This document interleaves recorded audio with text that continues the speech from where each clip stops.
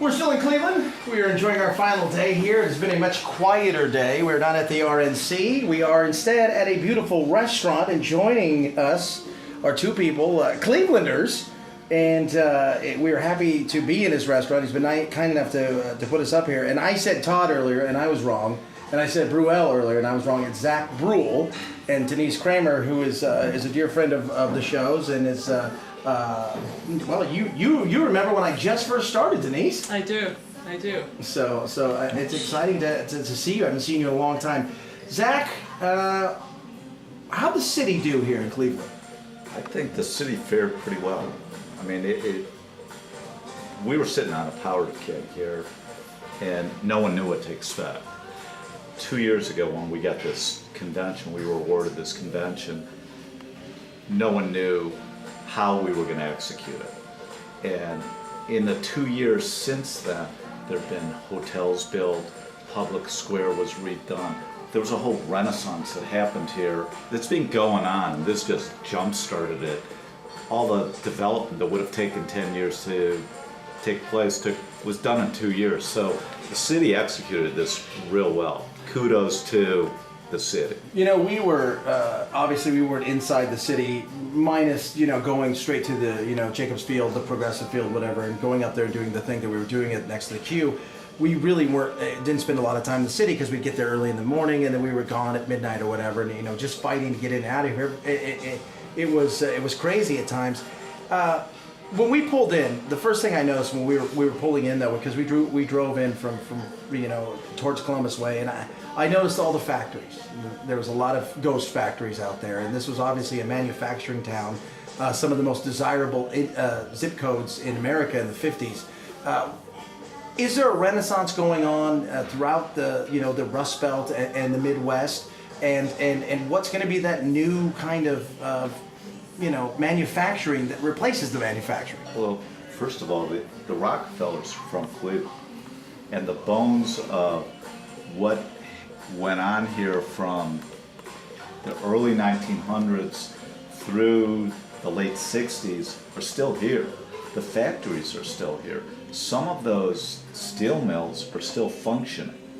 They went dormant for a little while, but they didn't shut them down completely. And they could come back. They did come back about 10 years ago. Not to the extent of what they were, but Cleveland's transformed itself into a biotech center. And you've got the Cleveland Clinic here, you've got University Hospital. There's people flying in from all over the world to go to the Cleveland Clinic and UH. So, there's a basis here for change. Is that happening in the Midwest? I can't speak to the other cities.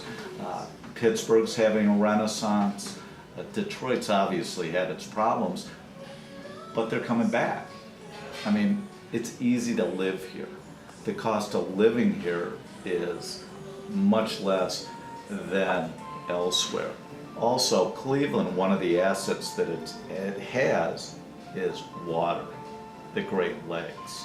And, what's happening, part of this renaissance is that the younger people are moving back here. Cleveland's similar to Portland. It's sort of this hipster city now, and it's changing. It's morphing into, it's never going to be what it was, but it's changing. Denise Kramer, he said it's easy to live here. You're from here, but you also lived out in Southern California, Palm Springs. Paint me a picture of February. Dismal, dark, gray, Cold, snow. Paint me a picture of February in Palm Springs. Sunshine, blue skies, no clouds. Okay, so it's easy to live here for like 9 months out of the year. Yes. The autumn is the best time to live here. Well, that's the one thing. I love weather, so I was very excited because we've gotten weather and we've got lightning storms and stuff. I love the weather, and everybody says that look, the changing of the leaves and stuff throughout the Midwest and the Rust Belt, it's incredible. But we don't get that, obviously, living out in Palm Springs. We just get dirt and sand and sunshine. Exactly. And in February, we laugh at everybody else because it's, it is what it is. It's 75 degrees and we're playing golf in flip-flops and everybody else is hunkered down. You have how many restaurants throughout the 10. area? You have 10 restaurants. 10. My favorite restaurant is across the street, the burger Dynamite? place. Yeah, well, we didn't eat there, but I wanted a burger so bad. We saw it the other day. Could you smell it? Yes, we could smell it because, and being at the convention, it wasn't run as well inside of there. The police and everybody did a great job, but you had to exit the building and run downstairs and go to the bathroom. You had to, and the food. You should have catered the whole thing. Yeah, we're not ready to do that. I've got enough aggravation, but yeah, I have 10 restaurants, and every one of them is different. That's awesome. There's no duplication of menu at any of them. I'm sort of an adrenaline junkie. My voice doesn't go as fast as yours, but I sense that you're an adrenaline Yeah, junkie. a little bit. Yeah, I'm the same way. Talking to Zack Bruell, who is he's been kind enough to put us up at his restaurant here, Cowell Hubbard, in Cleveland, and you talk about the renaissance that Cleveland in itself has had. Lots of food places. I mean, that's usually what you start to see is the restaurants. And Right, you the guys first tend thing to have it. usually when there's a renaissance going in a city or a region, it starts with the food scene. And, we're right in the middle of it. And, I have 10 restaurants. 10 years or 12 years ago, I started out with 1 and 25 employees. 10 now, 470 employees. Wow. And that doesn't include the 2 hotels that I work with. I work with Intercontinental as a consulting chef there at a restaurant called Table 45, and then I just opened a restaurant called The Burnham for the new Hilton that's part of the convention center. And that was all brought about by this convention. So add those restaurants on and you probably could add another 100 employees. So all of our restaurants are in the city proper, and I guess we've added to the payrolls. That's a good thing.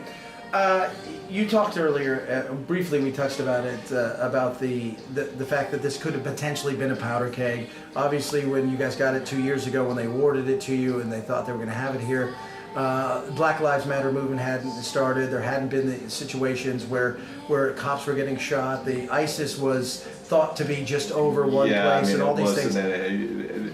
All this stuff. The bottom line is the world has shrunk. So we were going to be the center of the world for a moment. And what could have happened here could have been a black eye for Cleveland. Now, I equate what Cleveland just went through to Barcelona in 1992. Barcelona was a downtrodden city. It wasn't what it is now. The Olympics changed Barcelona. Now, I don't think Cleveland is going to be what Barcelona is, but Cleveland does have the culture that Barcelona does, maybe even more so.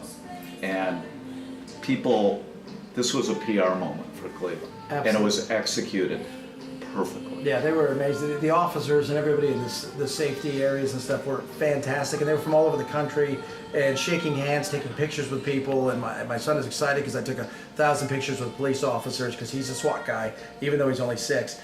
Denise Kramer, you worked with us out in Southern California. You moved back here. I talked to a lot of people that have lived all over, but they were born and raised in Cleveland, and for whatever reason, there was a draw to come back to their hometown. I believe it was that whole renaissance that Zack is talking about. When I moved back here, different parts of Cleveland had changed. They had morphed into a cool area, great little neighborhoods that used to be downtrodden, had turned into pretty chic little, great little neighborhoods to live in. That was a huge draw for me, and also a change in the geography of Cleveland for me. When I did move back, I had just moved back, it's 2 years, and it seemed like about a week after I moved back, they announced that LeBron James was coming back to Cleveland. Came home. He came home, and they also announced at that time that the RNC was coming to Cleveland, and that's when Zack asked me to pretty much look out for him during the RNC. So from that moment on, it's been, the whole city has been under I guess, pressure, stress to get their act together. This is their golden moment, and we're going to show the world, what a great city this is. The old school populace of Cleveland who have lived here their entire life. So you're looking at people that remember it during the old days, and remember when the city was downtrodden and the river caught on fire and all that good stuff back in the 60s and 70s. Those were the people that really needed to be really convinced that this city was on this upswing and that there was this renaissance coming. So now all these people that moved from the city, moved into the suburbs, are finally starting to come back into the city and realizing that there are cool places to go eat now. There's great theater down here. There's museums down here. There's the waterfront. And so it's been pretty exciting. It's been very exciting, actually. Talking to Zack Bruell and Denise Kramer, and Zack, you guys are Ohioans, and something that I haven't really had a chance to talk to, because when you're there, you talk to 1,000 people, but nobody's actually from here. Your governor didn't show up at this event. This is the marquee event for the Republican Party. He's a governor of Ohio. He's a Republican. He didn't show up. Is that weird? You're asking us to talk about politics? Just a little bit. Just a question about it. Do you find it weird? I don't think it was a good move. I really don't think it was a good move. I mean, the primaries was over. But this was a strange primary season, too. Yeah. He wasn't the only one that wasn't here. The corporate people weren't here either. I mean, when they announced this convention was coming to Cleveland, the restaurant community had dollar signs in their eyes, that things would go crazy. And I realized by January, February, that wasn't the case.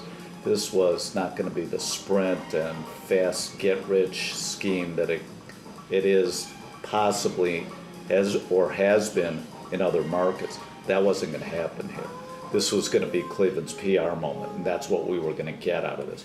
Now, I'm not complaining about what happened or what the business was over the past week, but bottom line is the corporate people stayed away by and large, so it didn't bring the type of business that you would normally get at one of these conventions. And it was sort of like a winter storm in Cleveland, where the media would tell people it's going to be crazy downtown, don't come into the city. People didn't come into work, they worked from home instead. So it was a strange week as far as being normal. This definitely wasn't normal, but the interesting part about it was coming into the city.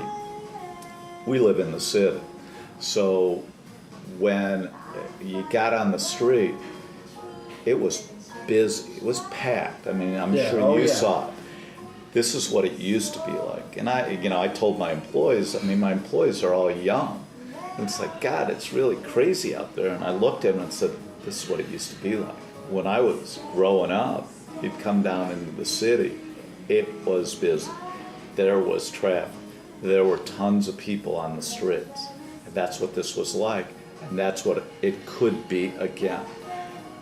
As I said before, whatever Cleveland turns into, it's not going to be what Cleveland was in the 50s, but it's not going to be what Cleveland was in the 70s and 80s either. Well, fantastic. Zack Bruell's his name. It's his restaurant here. Cowell Hubbard, Denise Kramer, she works with him, and I appreciate you guys coming on. We got more straight ahead from the Chad Benson Show.